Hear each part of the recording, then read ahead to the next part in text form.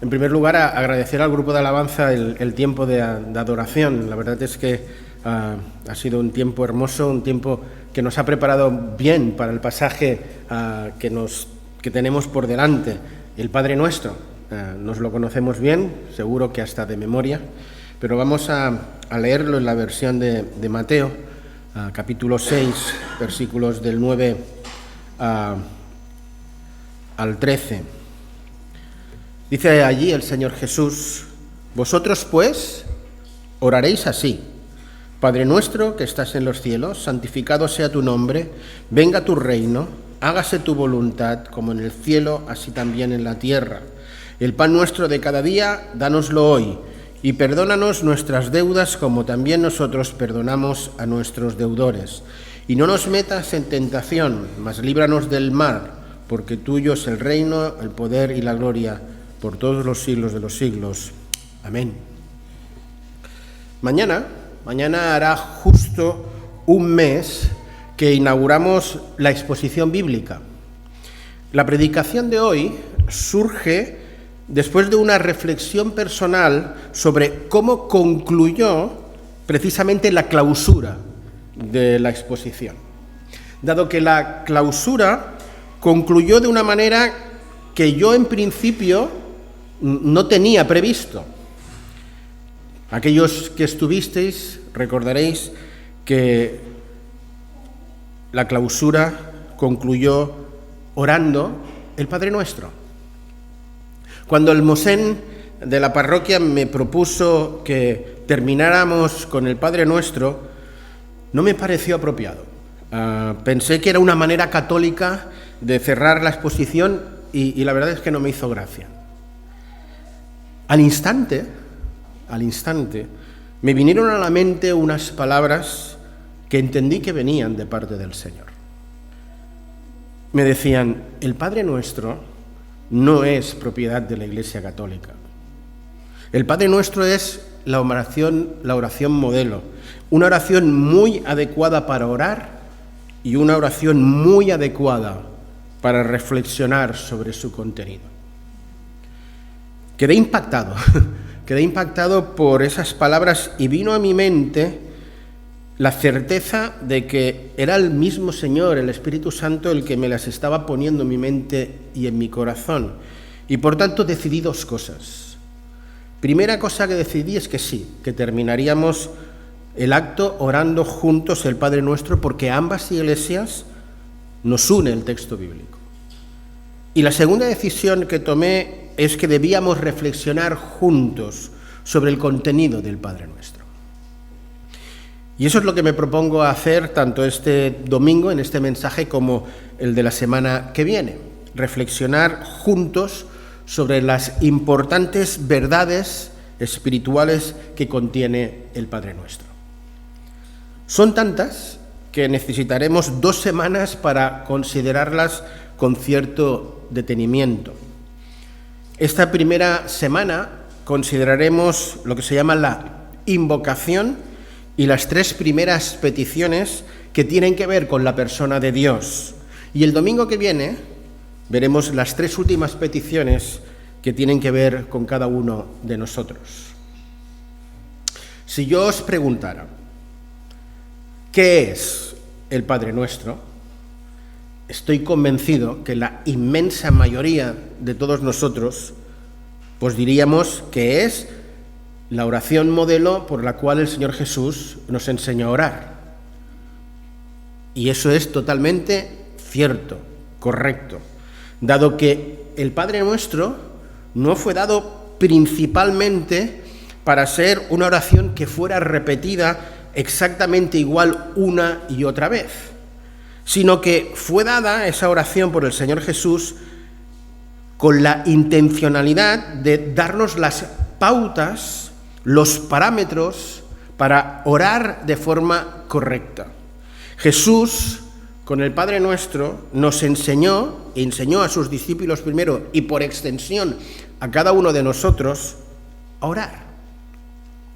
Pero como acabo de decir, que el Padre Nuestro en principio no fue dado para ser una oración repetida exactamente igual una vez y otra vez, sí que es cierto que es correcto hacerlo, que no hay ningún problema en hacerlo, ningún pecado en hacerlo. De hecho, hay documentación escrita en la misma Didaché, sobre la cual se nos dice que los padres de la Iglesia tenían esa costumbre de orar el Padre Nuestro de forma literal, y que los primeros creyentes que fueron judíos oraban el Padre Nuestro en sus cultos.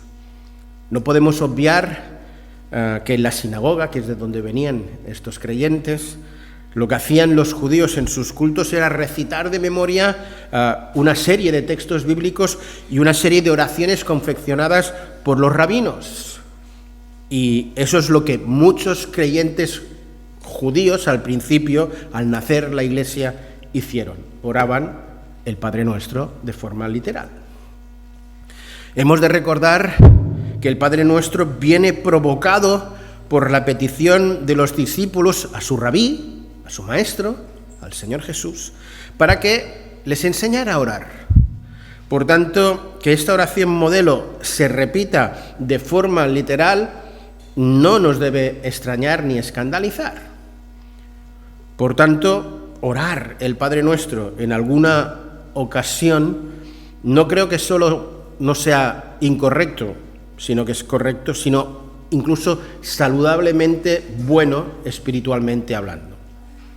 Lo que a mi entender no es correcto es limitar nuestra vida de oración a repetir una y otra vez la misma oración.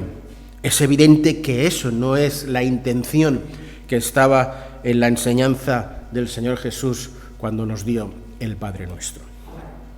Como os comentaba, el Padre Nuestro surge, según el Evangelio de Lucas, allí en el capítulo 11 y versículo 1, de una petición expresa que le hace uno de sus discípulos, cuando le dice: Maestro, enséñanos a orar.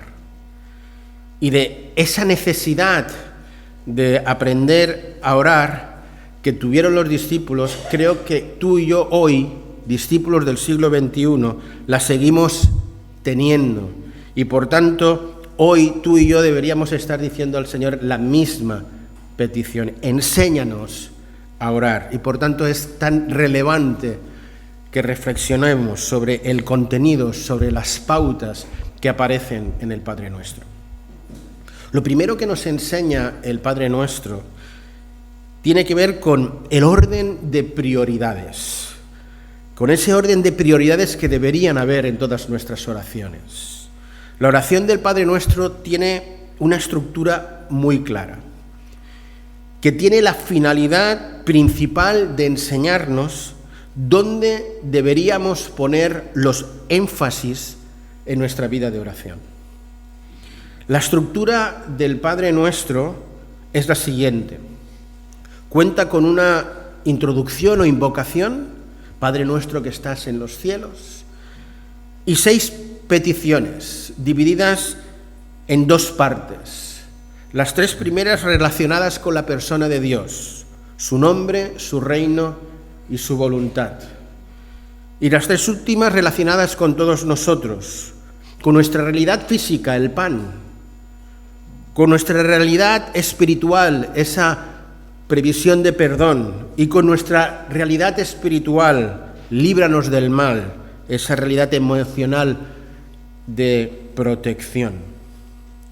¿Cuál es, pues, la primera lección que podemos extraer de esta estructura?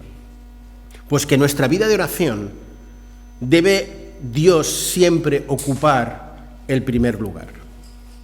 Lamentablemente creo que no siempre es así.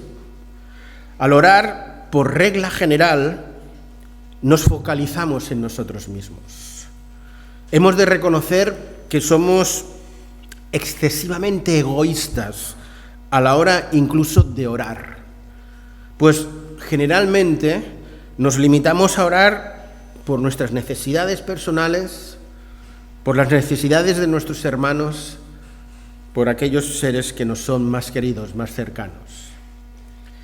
El Padre Nuestro nos enseña que esta enseñanza que hemos cantado y que es tan conocida de buscad primeramente el reino de Dios y su justicia, también se debe de aplicar a nuestra práctica de oración. Empezar a orar sin tener en cuenta en primer lugar a Dios puede ser una costumbre que hayamos adquirido sin darnos demasiada cuenta, pero también puede ser un síntoma, una evidencia de una enfermedad espiritual tremendamente peligrosa, que es el egocentrismo. El egocentrismo consiste en desplazar a Dios del centro de nuestra vida para colocarnos nosotros en ese lugar. Esta enfermedad es tremendamente dañosa para nuestra vida espiritual, pero también tremendamente dañosa para la vida espiritual de la Iglesia. Y para remediarlo solo hay una solución: ser intencionales. Ser intencionales al tomar la decisión de poner a Dios en el lugar que le corresponde, el primero, incluso en nuestra vida de oración, en nuestra manera de orar. ¿Cuál es la segunda lección que pone también de manifiesto esta estructura del Padre Nuestro, de la oración modelo? Pues que nuestras oraciones no tienen por qué ser necesariamente largas. Si os fijáis, Jesús orar el Padre Nuestro le llevó 1 o 2 minutos como mucho. Y además nos enseña que nuestras oraciones tienen que ser sencillas, no cargadas de términos teológicos ni recordarle citas al Señor Jesús diciéndole este texto está aquí o allí, como si no lo supiera, ¿no? No. La oración del Señor Jesús es sencilla, nada complicada, lo cual no quiere decir que no esté llena de contenido, de profundidad espiritual, como ahora vamos a ver esa gran riqueza espiritual que contiene. Padre nuestro que estás en los cielos. Esta es la primera frase de la oración.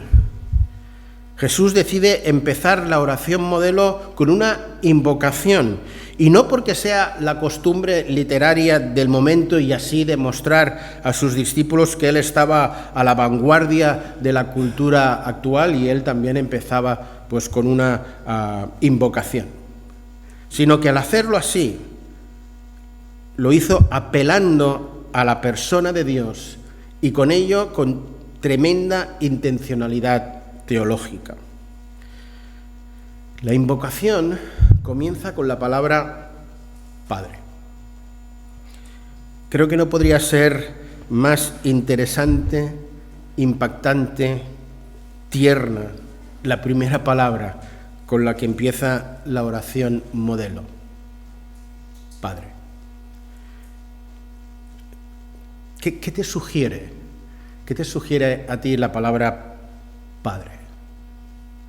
A mí esa palabra en la oración me sugiere que me estoy dirigiendo a un ser cercano, a alguien que me quiere bien, a alguien que está profundamente interesado por mí, que me quiere de verdad.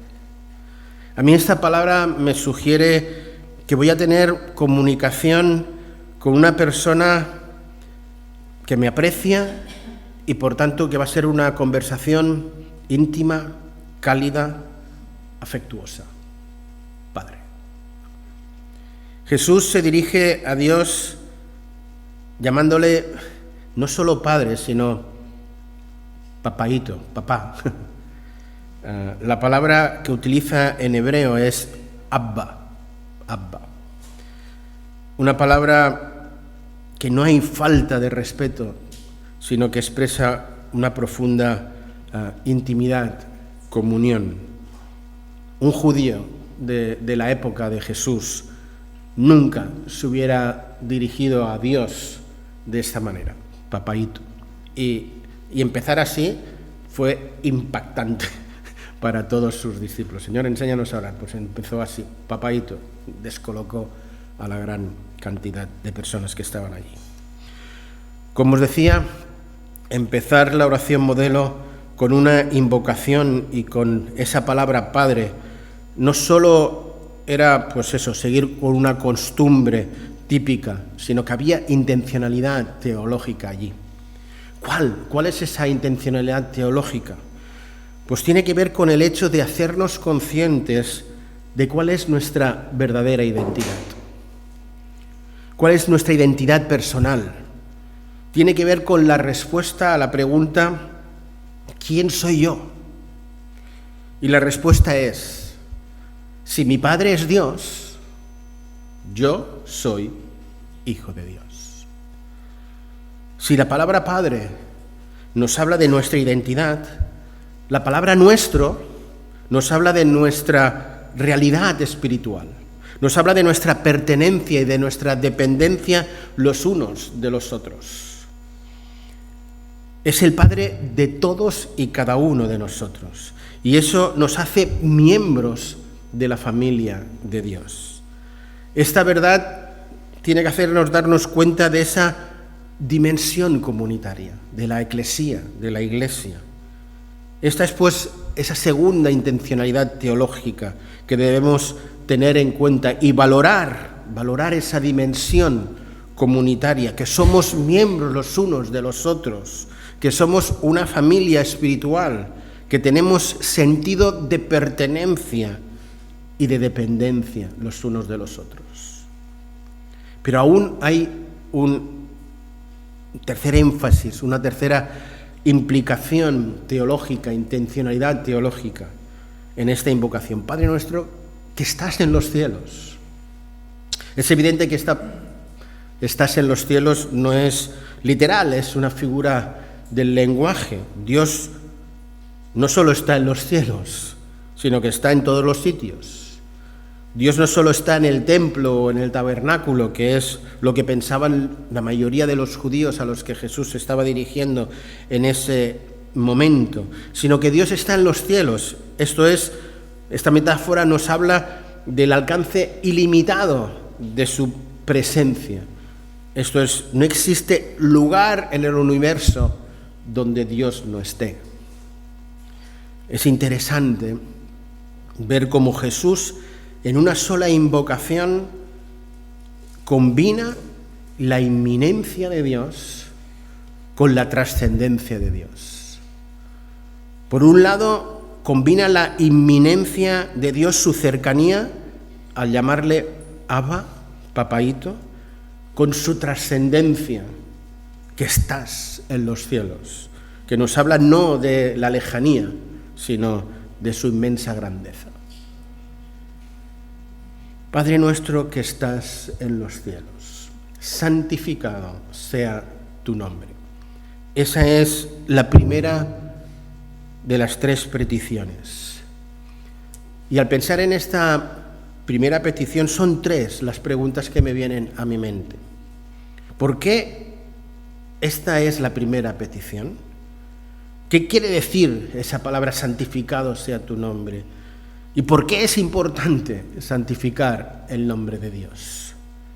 En cuanto a la primera pregunta, ¿por qué la petición la encontramos en primer lugar? Santifícanos, santificado sea tu nombre. Hemos de recordar lo que venimos diciendo, que nuestras oraciones normalmente son muy antropocéntricas y no teocéntricas, que es lo que deberían ser. Y es por ello que Jesús, en su primera petición, quiere enseñarnos la preeminencia de nuestros pensamientos. Deben estar enfocados únicamente y exclusivamente en Dios. Que nuestra prioridad a la hora de relacionarnos con Dios, de orar a Dios, es la de glorificar a Dios, porque este es el último fin de nuestra existencia, de nuestro propósito de vida, glorificar a Dios. No podemos orar de forma correcta a menos que la gloria de Dios sea la que domine todos nuestros deseos y todas nuestras intenciones. No podemos pedirle nada a Dios para que Él nos lo otorgue, nos lo conceda, que pueda ir en contra de la santidad de Dios. La primera petición del Padre Nuestro es: santificado sea tu nombre, porque esta es la petición que proporciona la base legítima para hacer el resto de peticiones. La gloria de Dios debe ser lo que nos interese, nuestro mayor énfasis, nuestra mayor preocupación, la principal de todas ellas. En cuanto a la segunda pregunta, ¿qué quiere decir la palabra santificado? La palabra santificado tiene que ver con poner aparte algo para un uso sagrado. Cuando decimos santificado sea tu nombre, quiere decir que tenemos el deseo de que Dios sea en nuestras vidas reverenciado, adorado, glorificado. Que Dios sea tomado en sumo respeto, honor y consideración. Cuando santificamos su nombre, reconocemos que nuestro Dios no es cualquier Dios, que Él es el Santo. Por tanto, al pedir en la oración que su nombre sea santificado, lo que estamos diciendo es que su nombre sea adorado, su persona sea reverenciada, respetada y por tanto glorificada. Y en cuanto a la última pregunta, ¿por qué es tan importante que el nombre de Dios sea santificado? Creo que la respuesta es evidente. En primer lugar, porque en la mayoría de nuestras vidas, pues no siempre el nombre de Dios es santificado. Y en segundo lugar, porque tanto en el tiempo del Señor Jesús y ahora quizá mucho más, el nombre de Dios está muy lejos de ser alabado, santificado, sino todo lo contrario. El nombre de Dios es ultrajado, menospreciado, incluso ridiculizado. ¿Qué es lo contrario de santificar? Lo contrario de santificar, ¿qué es? Humillar, profanar. ¿Cómo podemos profanar o no santificar el nombre de Dios? Pues tomando en vano el nombre de Dios. No debemos tomar su nombre en vano, usarlo de forma despectiva o para hacer juramentos, nos enseña la palabra. Dios prohíbe precisamente esto ya en el tercer mandamiento de la ley de Dios. Ahí en Éxodo 20, versículo 7, cuando nos dice: no pronuncies el nombre del Señor a la ligera, en vano. Por tanto, la primera petición del Padre Nuestro, santificado sea tu nombre, es la forma positiva del tercer mandamiento de la ley de Dios. ¿Cómo podemos santificar el nombre de Dios? Pues creo que la respuesta es clara y evidente: con nuestras vidas, con nuestro testimonio, deseando y buscando la santidad en nuestras vidas. Por tanto, al orar santificado sea tu nombre, no solo estamos exaltando la santidad de Dios y adorando la persona de Dios, sino además nos estamos comprometiendo a vivir vidas santas para que de esta manera sea evidente que el nombre y la persona de Dios es santificada, al menos en nuestras vidas. La segunda petición: venga a tu reino. Venga a tu reino está justamente en medio de las tres peticiones, dejándonos ver con ello la centralidad, la importancia del reino de Dios. Esta, además, de todas las peticiones, es la más corta, la más pequeña. Solo tiene 3 palabras, pero estas cortas palabras nos hacen ver 4 grandes verdades. Primera, que existe un reino. Segundo, que este reino está por venir o por manifestarse de una manera completa. Tercero, que Dios es el Rey del reino. Y cuarta, que nosotros tenemos responsabilidad en hacer que ese reino venga o se manifieste. Jesús hasta ahora nos ha estado presentando a Dios como Padre y como Santo, y ahora como Rey. Venga tu reino. Expresa el deseo de aquel que ora, esto es nosotros, de que el reino de Dios se establezca, se materialice, se visualice, se haga palpable.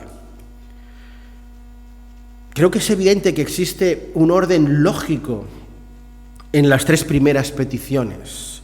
Santificado sea tu nombre. Está relacionado con venga a tu reino, por cuanto en la medida que hacemos lo posible para que el reino de Dios se establezca, estamos haciendo que el nombre de Dios sea santificado. Venga tu reino y hágase tu voluntad, así en el cielo como en la tierra. Están también íntimamente relacionadas, porque cuando la voluntad de Dios es hecha en la tierra, el reino de Dios se hace palpable y evidente. El reino de Dios, por tanto, demanda de ti y de mí una sumisión de nuestra voluntad. El reino de Dios solo viene cuando cada uno de nosotros opta de forma libre y personal por someterse al Rey, por someterse a Dios. Detrás de la petición, venga tu reino, se encuentran varias peticiones implícitas o explícitas allí a la vez. En primer lugar, cuando pedimos venga tu reino, estamos pidiendo que los valores del reino de Dios, el amor, la verdad, la justicia, la gracia, pues se establezcan. También estamos pidiendo que se establezca de forma patente el señorío, el reinado de Dios en este mundo. Y a la vez estamos pidiendo que Jesús reine en nuestras vidas, en nuestros corazones, y que cada vez hayan más y más personas que en sus corazones reconozcan que Jesús es el Rey de Reyes, el Señor de señores. Y si tal cosa hacemos, estamos llevando a cabo la gran comisión de la que se nos hablaba la semana pasada. Otra petición que indudablemente se encuentra incluida en ese venga tu reino es el deseo, el anhelo de que venga ya de forma total el reino de Dios. Y ese reinado se culminará en lo que llamamos la parusia, la segunda venida de Cristo, cuando todas las personas se someterán y serán rendidas a Dios. Como dice Filipenses, toda lengua confesará y toda rodilla se doblará. Por tanto, cuando oramos venga tu reino, estamos pidiendo por una gran variedad de temas relevantes y tremendamente importantes. Venga a tu reino a mi vida. Esto es, que Dios reine en cada una de nuestras vidas. Que el reino de Dios avance, progrese en la tierra. Esto es, que muchas personas reciban a Cristo, que muchas iglesias sean las que se implantan y que proclaman el reino de Dios. Y finalmente se encuentra la petición de Maranata, ven Jesús, instaura de una vez tu reino y tu justicia en la tierra. Esta segunda petición nos obliga a reflexionar y a preguntarnos verdaderamente quién reina en nuestras vidas. Venga tu reino. Bien, ¿quién reina en nuestras vidas? Las implicaciones de esta pregunta son grandes, porque si en nuestro corazón no está reinando Dios, esto supone una gran ofensa y una gran deshonra a nuestro Dios. Por tanto, orar el Padre Nuestro es muy comprometido. Pues en la primera petición estamos diciendo a Dios que deseamos santificar su nombre, es decir, que nuestro estilo de vida sea santo. Y con la segunda petición le estamos diciendo a Dios que deseamos que Él y solo Él sea el que gobierne nuestras vidas. Tercera petición: hágase tu voluntad. No creo que sea nada fácil orar esta tercera parte de la oración de una forma sincera y comprometida. Hágase tu voluntad, así en la tierra como en el cielo. Es evidente, como os decía antes, que las tres primeras peticiones que tienen que ver con la persona de Dios están íntimamente relacionadas, dado que es imposible santificar el nombre de Dios y no estar a la vez haciendo la voluntad de Dios, obedeciendo que Dios es el Rey de nuestras vidas. Por tanto, si hacemos la voluntad de Dios, estamos evidenciando que Él es el Rey de nuestras vidas y que estamos a la vez santificando con nuestro estilo de vida el nombre de Dios. Si en las dos primeras peticiones decíamos que eran muy serias las implicaciones para nuestras vidas, ¿cuánto más no tendrá esta tercera petición? Cuando esta petición lo que en realidad está pidiendo es que se produzca un golpe de estado en nuestro interior, para que sea Dios el que hace su voluntad reinando en nuestra vida y no nuestra voluntad reinando en nuestros corazones. Lo cierto es que cuando desentronamos nuestra voluntad del trono de nuestro corazón, cuando dejamos de ser egocentristas, antropomórficos, para ser teocéntricos, criocéntricos, cuando instalamos en el medio de nuestro corazón, de nuestra mente y de nuestra voluntad, la voluntad de Dios, es cuando el reinado de Dios y el nombre de Dios se hace evidente en nuestras vidas y, por tanto, estoy siendo coherente con el Padre Nuestro. ¿Qué es lo que estoy pidiendo cuando pido que la voluntad de Dios se haga? Es evidente que Dios tiene una voluntad.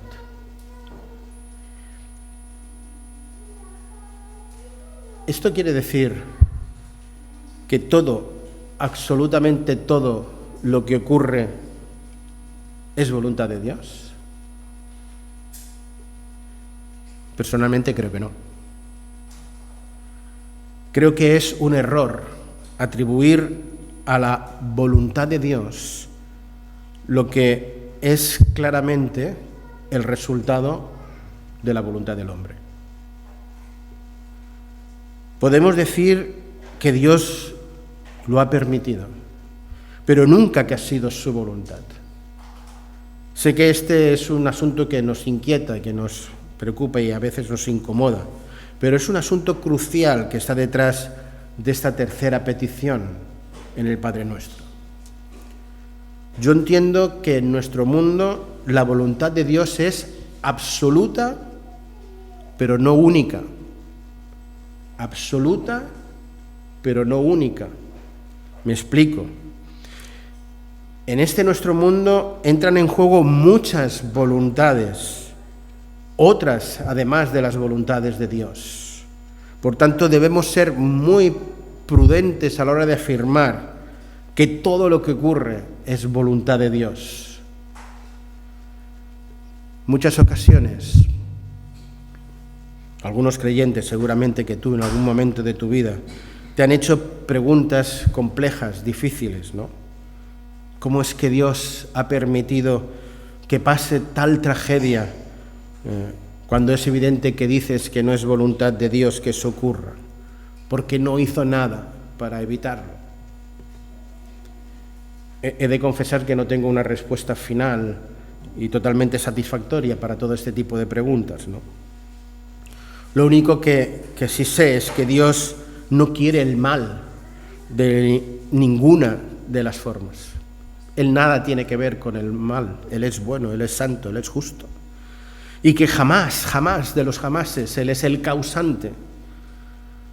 Pero permite muchas cosas para un bien mayor. Romanos 8, 28. En la mayoría de los casos, nuestra finitud, nuestra limitación, no nos permite ver ni entender el propósito para que Dios permita según qué cosas.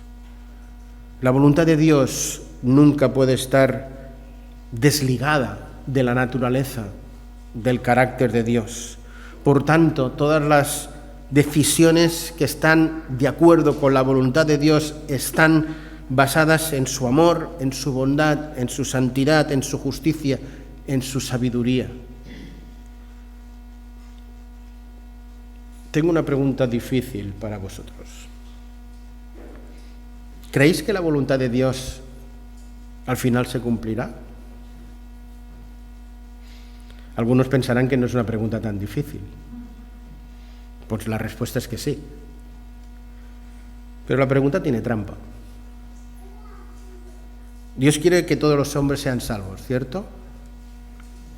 ¿Se salvarán todos? No. Dios quiere que su pueblo, su iglesia, sea santa. ¿Somos todos santos? Me va a decir a mí que no. ¿Se cumple la voluntad de Dios o no se cumple? En teología existe una frase que ha hecho fortuna. El ya, pero el todavía no. Yo añado otra parecida. El no, pero sí. La voluntad de Dios no se cumple en muchas ocasiones porque el hombre ha decidido desobedecer a Dios.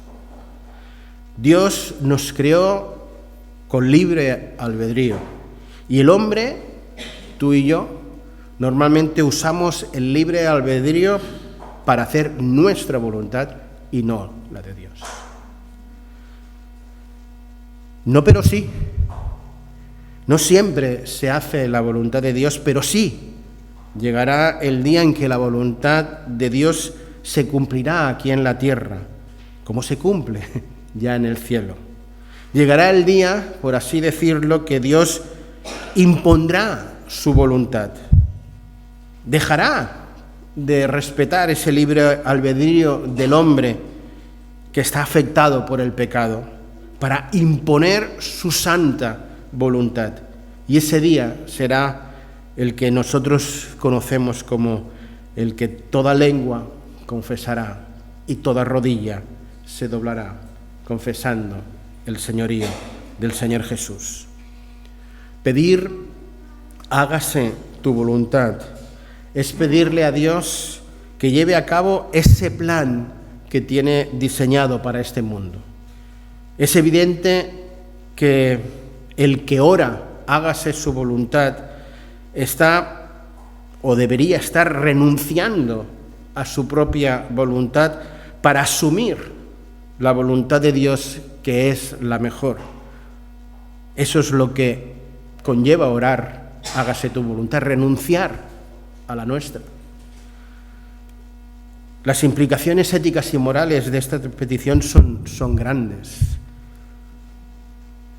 Le estamos pidiendo a Dios que en nosotros nazca un profundo deseo de querer lo que Dios quiere, de que nuestra voluntad coincida totalmente con la voluntad de Dios. Dios no quiere imponer su voluntad en nuestras vidas. Si no tiene más remedio, lo acabará haciendo, ¿no? Porque al final de la historia Dios sale vencedor. No os estoy haciendo ningún spoiler, ya lo sabéis. Pero Dios desea que en nosotros exista el deseo de hacer lo que Dios quiere que hagamos.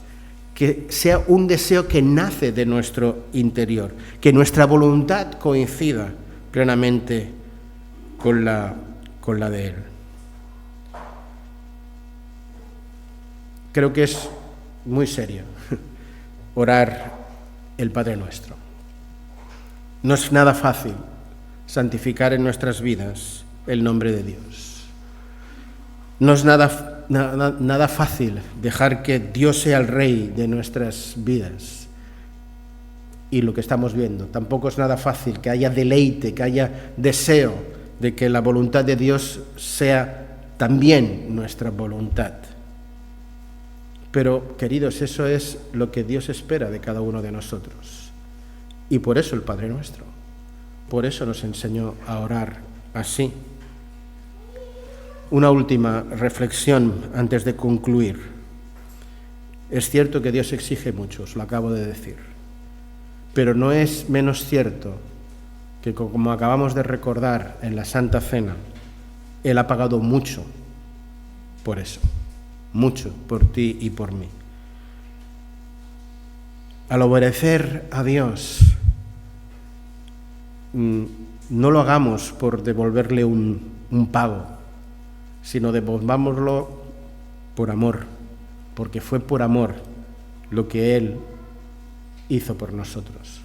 Devolvámoslo no por obligación, no por deseo, sino por mandato, sino por un profundo deseo.